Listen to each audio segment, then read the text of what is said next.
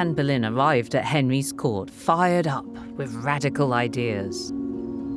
She grew up here at Hever Castle in Kent, the daughter of Lady Elizabeth Howard and an ambitious diplomat, Thomas Boleyn.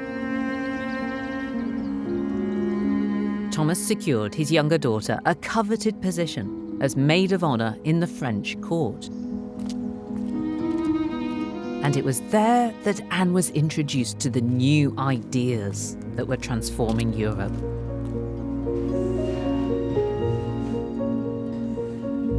During those years, she came in contact with evangelical Protestants, people who were rethinking old verities, who were coming up with new ways of approaching everything, including faith. What were these perhaps contentious new religious ideas that Anne was picking up in France? A key one is the source of authority. So when you're making decisions about religious matters, who do you look to as the authority on that matter? Whether it's the Bible, Scripture, which is what these evangelicals were arguing, or whether you turn to the wisdom of the church. And followers of Luther said that actually the church was flawed, that the Pope was fallible. Do you think Henry would have taken these ideas about the authority of the Pope to heart if it hadn't been for Anne? I think Anne's pivotal because we know that Henry hates Luther. Anne obviously had a real hold on his heart and so could introduce ideas to him that other people couldn't possibly say. And is this something that's been downplayed by the people who see her as just a sex pot? I think that comes down to pretty misogynistic ways of seeing Henry VIII's wives in the past, actually, and that it's much easier if you can sort of boil them down to being a bit of skirt and not really anything more. And actually, with Anne, we do have something more. She is somebody who makes a massive difference in terms of English history.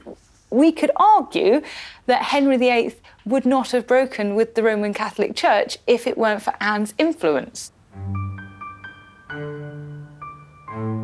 Anne was at court for several years before she turned the king's head. But when she did, Henry became besotted with her. They weren't lovers yet. Instead, in the private moments they had together, Anne took the opportunity to introduce Henry to a radical Protestant book. The book Anne's showing Henry is called The Obedience of a Christian Man by William Tyndale, the Protestant scholar. Now, this book is controversial. You might even call it seditious. Tyndale's seen as a heretic by the Catholic Church because his book implies that kings have lost their power to the Church. Anne's taken a serious risk smuggling this book out of France and into England, and then she's been bold enough to put it under Henry's nose. She's even marked a special passage for him to read. Kings, they are but shadows, vain names and things idle, having nothing to do in the world, but if our Holy Father needeth their help. This is a book that me and all kings should read. The little interaction shows Anne beginning to persuade the king that maybe not all radical Protestants are bad, and that maybe breaking with Rome could hold advantages from them both. Anne was winning Henry round to some Protestant ideas. And she refused to sleep with the king until he'd made her his new queen. But there were many obstacles in her way. Henry was still married, and his wife had many supporters at court. Eustace Chapuis was devoted to Charles V, who just happened to be the nephew of Catherine of Aragon. Chapuis really loved Catherine of Aragon. It was said that he venerated her like a saint. And partly as a result of this, he really hated Anne Boleyn. In his letters to Charles V, Chapuis describes Anne as more Lutheran than Luther, and he slut-shamed her. He called her the concubine and the whore. And Chapuis really set up this image of Anne that does survive to this day as the wicked, evil seductress, as the original other woman. Anne's genuine intelligence and sense of political strategy just don't fit into this soap opera version of the story. In 1532, Thomas Cromwell became Henry's chief minister. Unlike Henry, he was a radical Protestant who saw Luther as a progressive force. An ally of Anne Boleyn, he saw the king's great matter as an opportunity to advance the Protestant cause. So Cromwell began to weave some expert political propaganda. He assured Henry that there was a way to get him his divorce, improve his finances, and enhance his political power. It would just take 2 Acts of Parliament. The first was drafted in 1533. This is the real, actual Act in Restraint of Appeals. And because this act banned appealing to the Pope in ecclesiastical matters, it meant that Catherine was now banned from appealing to the Pope in her and Henry's great matter. From this point onwards, it would be Parliament, not the Pope, it would be London, not Rome, that would be the final authority on the constitutional affairs of England. By this time, Anne had succumbed to Henry's advances. And in January 1533, before the act had even been passed, Anne discovered she was pregnant. To make sure a potential baby boy was legitimate, they quickly got married. Henry, who was still married to Catherine, was now a bigamist. The Pope expelled him from the Catholic Church. This guaranteed that Henry would burn in hell for eternity.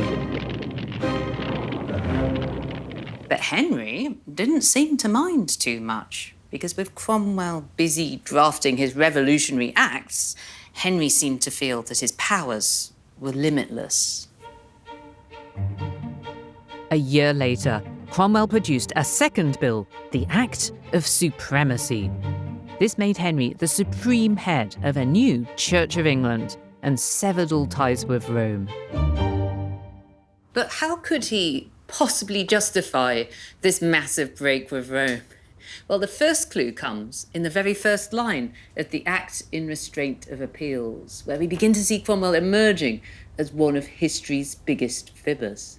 It says, "By diverse and sundry old authentic histories and chronicles, it's manifestly declared and expressed that this realm of England is an empire, governed by one supreme head and king having the dignity and royal estate of the imperial crown." What he's saying here is that Henry rules an empire. He is an emperor, as kings of England have been for centuries. And emperors are beholden to nobody, certainly not to the Pope. But where did this whole idea of empire come from? Who was Cromwell kidding?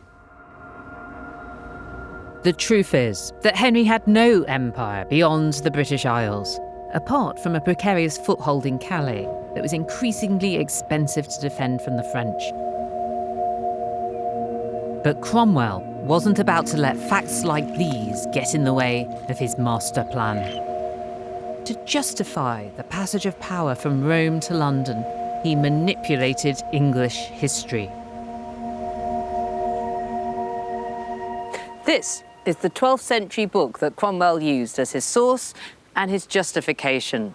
It's the History of the Kings of Britain by a Welsh monk called Geoffrey of Monmouth. And in it, he takes the story of the Kings of Britain right back to one of Britain's best-loved legends, King Arthur and the Knights of the Round Table. But this is really pseudo-history. It's more like a collection of fairy stories. But these fairy stories were the diverse and sundry old authentic histories and chronicles Cromwell was relying upon for his claim that England really was an empire. The Queen might be able to spin Philip's disastrous attempt to dethrone her into an English victory, but secretly she was a long way off winning the war with Spain. Peace and unity come to England as the Spanish ships are broken by the storm. But that's just another big fib, because it's not the end of the story of the Spanish Armada. By the end of 1588, Elizabethan England was planning a counter-armada. The war with Spain was unfinished business. Around half of Philip's ships had made it home and were now being repaired. So in 1589, Sir Francis Drake led an attack on Spain. His orders were to destroy what was left of Spain's fleet, invade Spanish-owned Portugal, and put a Portuguese king on the throne. But the expedition failed. England's counter-armada was a disaster. Today, English people have forgotten the story of the counter-armada. Was it well known at the time, in the 16th century? Cuando se produce la catástrofe de la contraarmada, fue muy conocido en Inglaterra. La catástrofe fue horrible. Más de 20.000 hombres, más de las 4/5 partes de los hombres que participaron en la expedición perdieron la vida. Claro que fue conocido en la Inglaterra de ese momento. Sin embargo, ya ese verano de 1589, panfletos exculpatorios, propagandísticos, para ocultar la catástrofe ante los ojos de la opinión pública inglesa y de la opinión pública europea.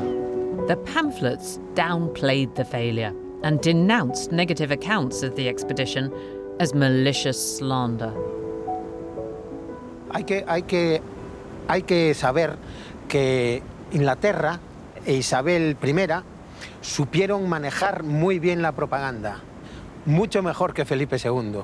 Our propaganda was better, yes? Yeah, of course. Yeah. En aquella época, España era un imperio universal. El imperio inglés aún no había nacido. Que no se puede decir que Inglaterra ganó la guerra. No se puede decir que Inglaterra hundió a la Armada española. Estos son mitos creados para la forja de una identidad nacional, de un orgullo nacional. So we English people, we like to think that England beat Spain. We won, but it's not that simple, is it? No. De hecho, la Armada española volvió a España y fue reparada. La contraarmada inglesa el año siguiente sufrió una catástrofe que duplica la de la Armada española del año anterior. Y sobre eso se ha construido un relato nacionalista, mítico, inglés, totalmente intocable, sagrado.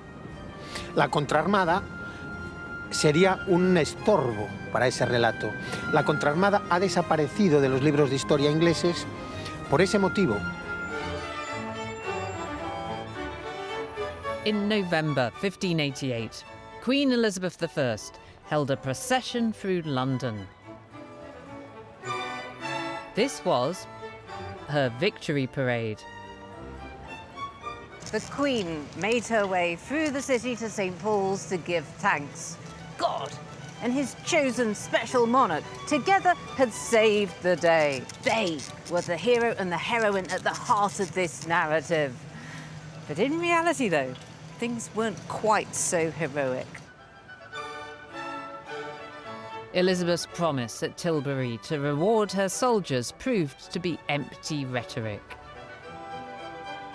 The war had drained Elizabeth's coffers. The sailors who fought for England were hit by disease and were still fighting for their wages. The Crown threatened prison for those slanderously suggesting that they hadn't been paid. William Cecil now rubbed salt into the wound. He said Well, if the soldiers die of illness, then at least the crown won't have to pay them. By the end of 1588, more than half of the men who'd fought in the Armada campaign were dead, and they were killed not by the Spanish, but by disease and starvation.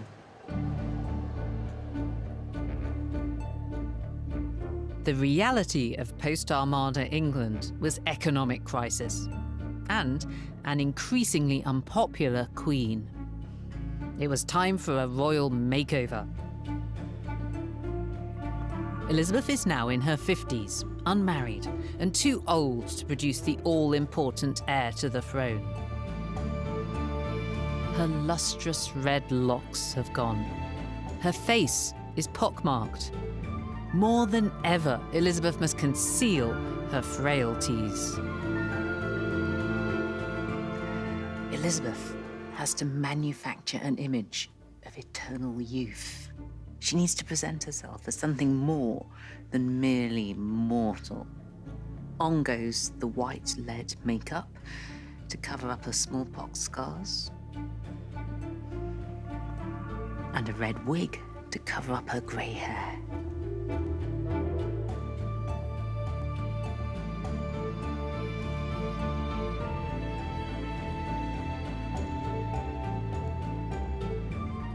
This is Elizabeth I as the Virgin Queen. She's married, but only to her country. And this isn't just an image for her courtiers. Everyone in England will see this. It's like a Tudor profile pic. And the handle is Gloriana.